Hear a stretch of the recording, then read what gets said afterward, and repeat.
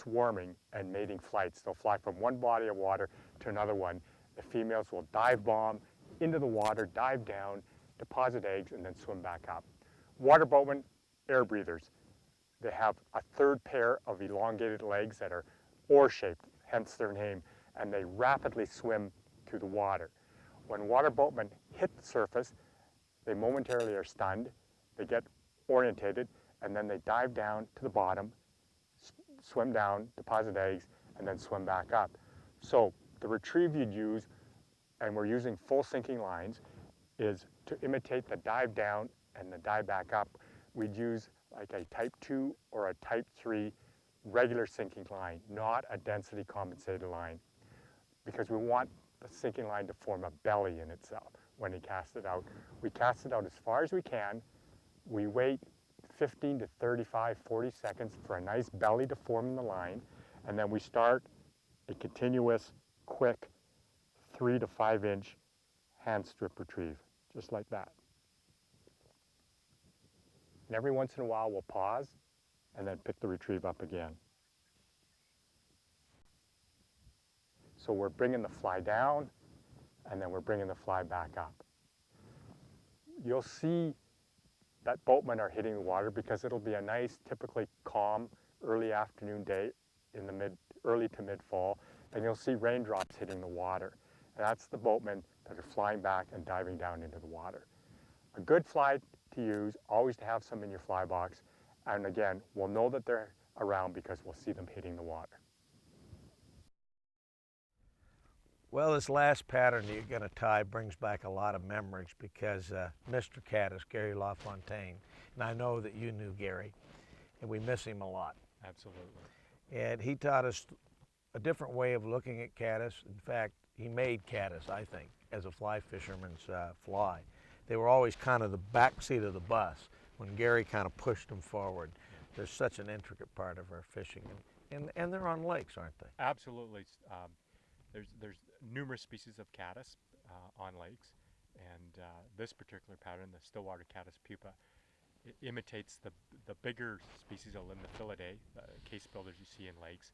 And while a lot of anglers associate caddis with instant or fast action on the surface, there's a lot more trout eating the pupa because it's a lot safer to eat them at 12, 15 feet than sticking their nose up and getting, getting attacked by an osprey or another predator. And I think, too, once they hit the waters, we all know they leave, and they leave in a hurry. That's right. And the only time that you're going to encounter them again is when they come back to lay their eggs in the water. And many times, that's at night. That's right. Exactly. Or late in the evening, and we're gone. Most of us are gone. Not all of us. I like to fish at night. But in the case, too, they're dead, they're flat on the water, and they're hard to see. But this is a great thing, and you can use this with a combination of two fly systems and all kinds of ways to fish a caddis pupa. Absolutely, yeah. They're very active swimmers when they swim up through the water column in a lake, and so they expose themselves for a fair length of time, and again, subsurface. Well, let's take a look at the last fly, the Stillwater caddis pupa. Sounds great.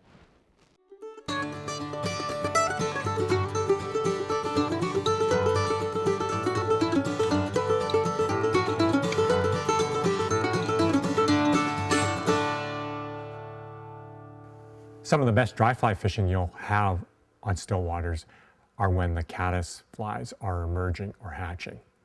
Prior to that, though, the pupa are swimming quickly to the surface of the lake, and it's in that stage that the trout really do gorge on them because it's safer for the trout to feed deeper in the water column on the pupa than it is to expose themselves to predators when they're near the surface of the lake. So I'm going to show you how to tie the Stillwater caddis pupa. It represents the largest of the caddis that we see in western still waters, the Limnophilidae. You just have to vary the size and coloration to match the caddis pupa that you find in your local still waters. We're going to start off with a number 10 3X long shanked streamer hook. I'm using 6/0 dark brown tying thread. I formed a base on the shank of the hook. The body of this fly is going to be Stillwater Solutions dark olive soft blend dubbing material. The rib of this fly is going to be Stillwater Solutions mid-stretch floss in the Chiabris green coloration. So I'm going to start tying the fly by, first of all, tying in our mid-stretch floss ribbing of the Chiabris green. That's a very prominent ribbed coloration you'll see through the large limnophilidae caddis we'll find in our waters. I'm then going to put a bit of dubbing wax on the thread, and I'm going to take the dark olive soft blend and put some dubbing onto the thread. So now we're going to take the dubbing and we're going to build a bit of a tapered body.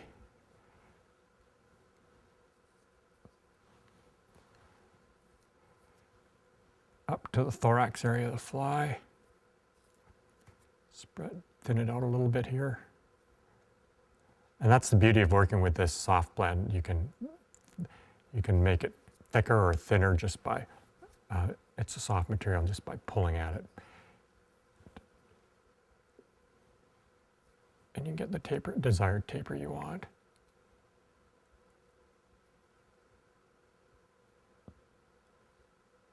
So now we've got the body of the fly done. Just trim off the excess. And we're going to take our ribbing now and wind it through the body. Again, a very prominent rib that you'll see in a lot of caddis in lake-dwelling species. And we're going to tie in some legs using some ringneck pheasant rump fibers. Caddis have elongated pair of hind legs, feathered, almost paddle-shaped, and they can really swim quickly through the water. And so we want to be able to imitate those legs.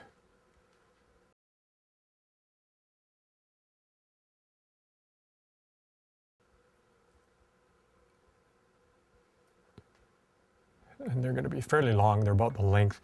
They're going to extend just past the bend of the hook. I'm going to pull some fibers off the rump feather again and apply them to the other side of the fly. So, and then we can trim the butt sections off now.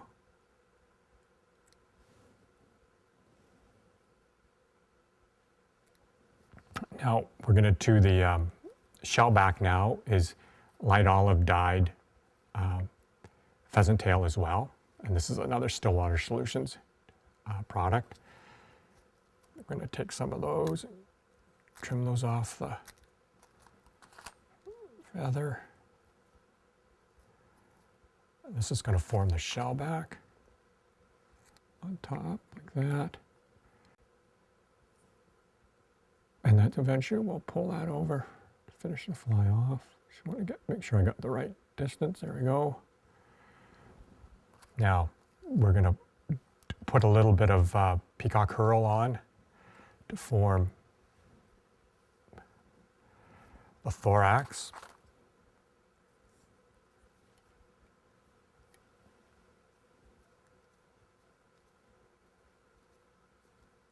So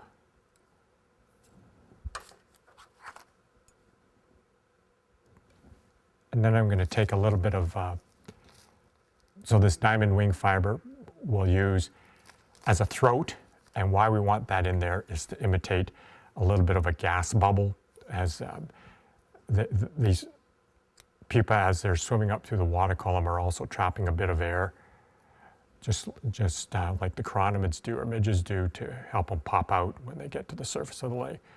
So this is just going to add a little bit of flash. We don't need too much, like so.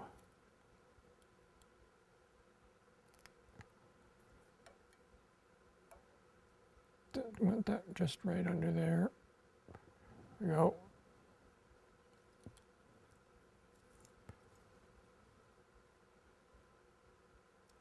We'll tie that off. And then we're going to grab all our shellback fibers, pull that over.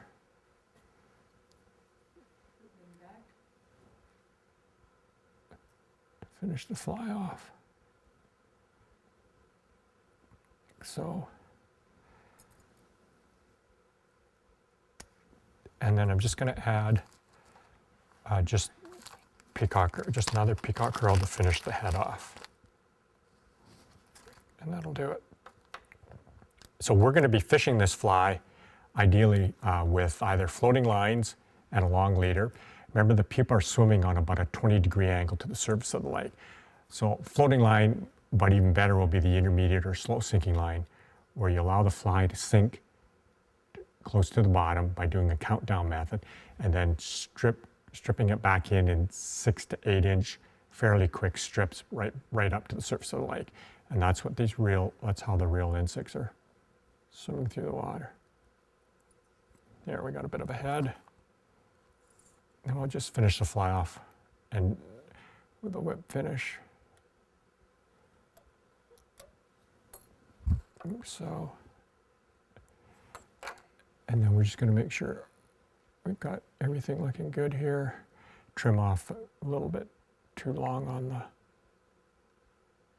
throat there. And there we have the finished Stillwater caddis pupa. And we'll just have a look at it, give you an idea of body proportions. And there we go.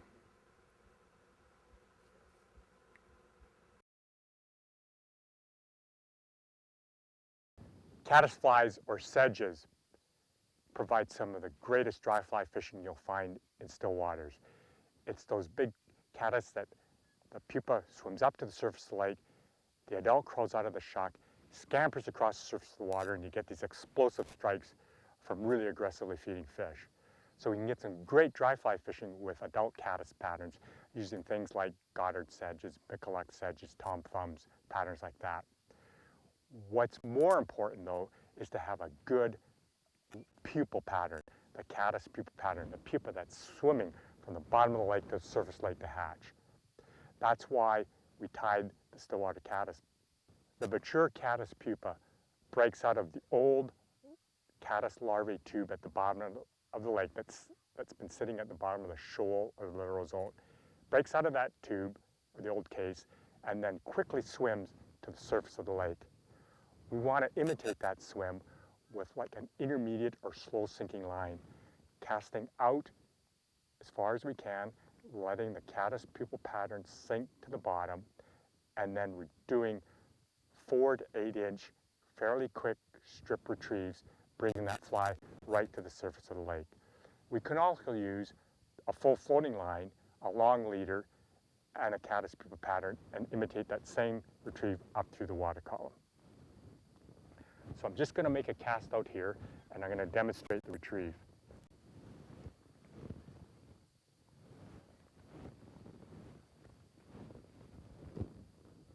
We've cast out with our clear intermediate sinking line, waiting for the line to sig down to the bottom of the shoal.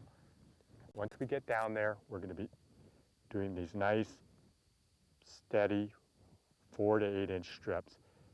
And that's how fast the real pupa is swimming to the surface of the lake.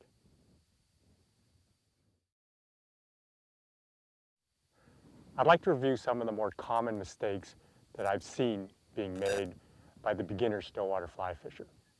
First of all, stillwater fly fishing, because we're fishing water that isn't moving, we don't know where those fish are living, and it requires a lot more patience to think about what you're doing and how you're representing those flies. The fish have a lot of time to see those flies. It's not as if they're zipping by in the current. So we have to pay particular attention on how we provide the lifelike movement to the flies that we're fishing. Most of these flies, or most of the food sources of trout in still waters, swim fairly slowly or don't even swim at all. So you have to have the patience to slow your retrieves down. There's no point in doing 12 to 20 inch fast strips when you're trying to imitate a chironomid pupa. That's not how they swim, and you're going to be unsuccessful. So you need patience. Secondly, when you're fishing out of a boat or even out of a pontoon boat, you want to make sure you have complete control over your retrieves. That means double anchoring, an anchor out the bow, an anchor out the stern. That way, when the wind shifts direction, your boat's not going to move, and you're going to maintain control of your retrieves. Third, a very common mistake we see is that even before you get out on the water, take 30 seconds to a minute to straighten out your monofilament leader. Get the coil, get the memory out of the butt section of your leader so that when you lay a cast down, you've got a straight line connection between your fly rod, your fly line, your leader, and your fly. It's very frustrating to be fishing with a slinky or a number of coils in your leader because you're going to get a strike and not even detect it. And fourth, when we're actually doing the fishing situations on the lake, it's much more efficient to be holding your rod tip down on the water. Your rod tip should be within 6 inches or right in the surface film of the lake, not held up on a 45-degree angle. If you do that, you're going to have a belly in your line and you're going to miss a strike. Again, we want to have a straight line connection as possible between your fly rod, your fly line, your leader, and your fly. So keep the tip of your rod right on the water. If you just thought about those 4 tips there, it would immensely improve your success rate on any waters you plan to fish. Here we are in a lake in Canada. We're not going to tell you where this lake is, but I'm with 2 legends of stillwater fly fishing here in Canada. We got Phil Rowley and, of course, my old friend Brian Chan. And they want to tell you a little bit about some materials that you guys developed. Just a few years ago, Superfly asked Brian and I if we'd be interested in developing a line of materials specifically aimed at the challenges of still waters. As a fly tyer, I don't tie a lot of stillwater patterns, but I use a lot of dubbings that require reflective materials, and I believe in reflective materials that project color. And I know as a biologist, Brian, you really feel color is very important in still water. Absolutely, and that's what Phil and I worked on, was the right, a core of right colors that we felt represented the majority of aquatic invertebrates that trout and other fish species in still waters feed on. Now you blended natural dubbings, you blended synthetic dubbings, and you added a lot of flash to it. Brian and I started with 6 core colors: olive, light olive, olive dun, tan, calabatus, and brown. And those colors are common through all of the line. And then within the line, we added specific colors that were favorites for the different materials that we like to use. So we have those colors in the sparkle blend dubbings, mid-stretch floss, marabous, grizzly marabous, other materials within the line like that. And together, to date, we've got 135 different products within the line that represent all of those colors and all of those great colors for tying stillwater flies. Well, you've seen both of them on the DVD. You've seen them use the materials. Pick up some of the Stillwater solutions and you can create some of your own patterns with these great colors. It's all from Superfly of Canada. And I might say, they create a lot of neat things up here in the far north.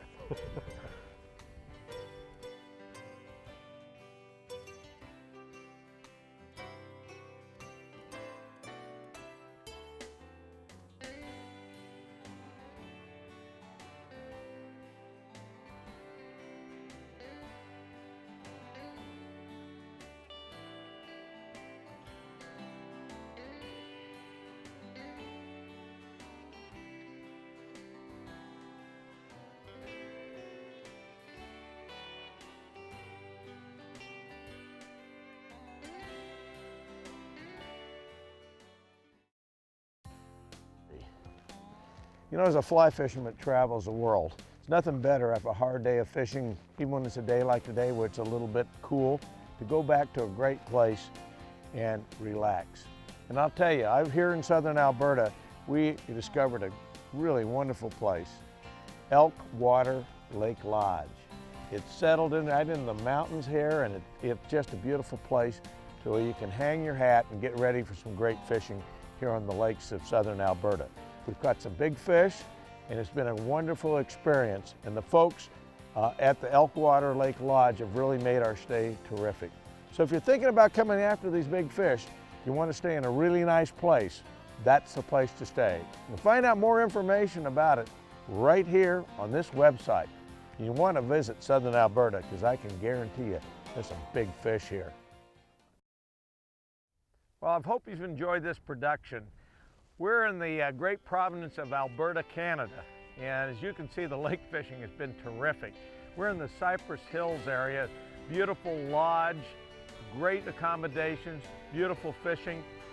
Alberta is the Big West, and I hope you get a chance to visit it like I have. Whether you enjoy fly fishing or just casting a lure or just beautiful scenery, Alberta's got it all. And to find out more about it, check out this website, Discover Alberta. Alberta's got it all.